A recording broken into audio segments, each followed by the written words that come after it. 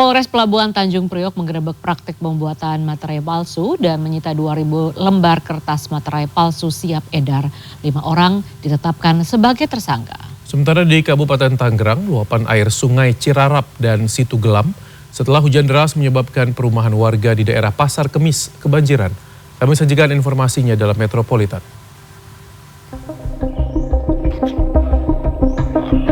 Rabu sore, rumah warga di perumahan Villa Tomang Baru, Kecamatan Pasar Kemis, Kabupaten Tangerang, Banten terendam banjir. Air setinggi 1 meter membuat sebagian warga terjebak di dalam rumah. Petugas BPBD Kabupaten Tangerang akhirnya berhasil mengevakuasi warga ke lokasi pengungsian. Warga menyebut banjir terjadi karena Sungai Cirarap dan Situ Gelam meluap pada Rabu dini hari setelah wilayah Kabupaten Tangerang diguyur hujan deras sejak 2 hari terakhir. Warga pun meminta pemerintah daerah untuk segera memperbaiki tanggul Sungai Cirarap dan Situ Gelam.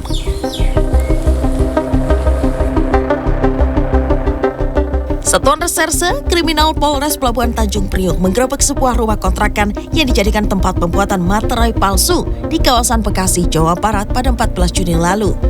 Dalam penggerebekan, polisi menemukan sebanyak 2.000 lembar kertas materai palsu siap edar yang disimpan di bawah tempat tidur. Polisi juga menangkap 4 tersangka yang bertugas memproduksi materai serta 1 orang yang bertugas untuk mengedarkan materai palsu. Kapolres Pelabuhan Tanjung Priok AKBP Martuasa Tobing pada Selasa mengungkapkan para tersangka mengedarkan materai palsu baik secara daring dan langsung. Petugas menyita barang bukti materai tempel palsu sebanyak lebih dari 117.000 keping senilai 1,174 miliar rupiah. Para tersangka sudah beroperasi sejak Mei 2023.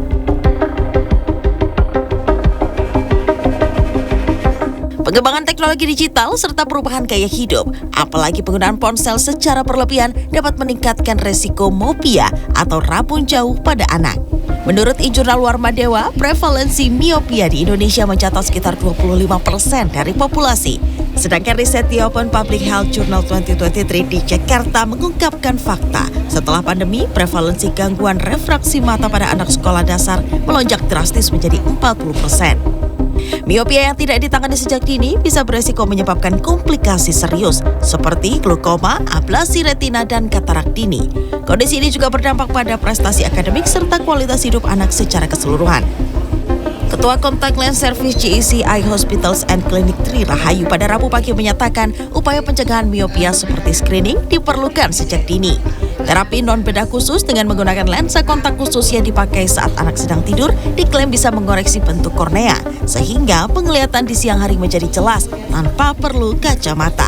Dari itu adalah bahwa ortoke ini membuat anak-anak kita, anak-anak bangsa ini yang sudah mempunyai minus itu tidak bertambah minusnya dengan cepat. Jadi kita hambat pertambahan minusnya.